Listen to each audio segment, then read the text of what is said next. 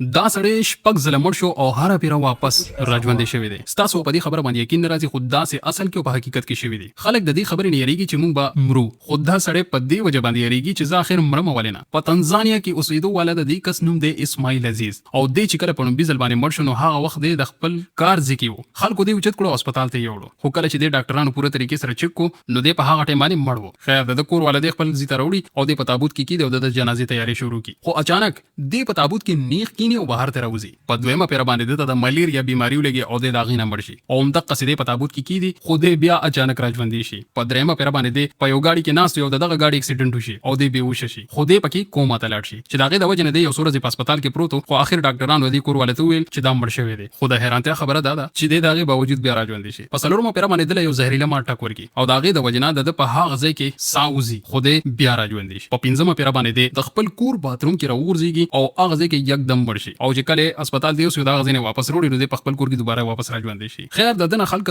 دومره تنګ له راشي چې ده ته یې شیطان ویل شروع کړل، تر دې پورې چې دې کله په خپل کور کې پروت وي او وده وي. په هغه ټایم باندې د ده د کلي خلک راشي او د ده کور ته اور ورته کړي. خو دلته کې هم د حیرانتیا خبره دا ده چې دې دغه اور نه هم بچي او د دې نه بعد د دغه کلي خلکو دې د خپل کلي نه ویستو او اوس دې یوازې د دغه خلکو نه ډېر لرې یوازې اوسېدو ته مجبوره دی. نه دله څوک کار ورکوي او نه د پیسو د ګټلو دپاره د سره یوه لار شته، تر دې پورې چې دله څوک خواله هم نه راځي. نو یار په اخر کې به زه دا ووایم که ستاسو دا ویډیو خوښ شوی نو پلیز دا لایک کړئ، شیر کړئ او فالو ضرور وکړئ.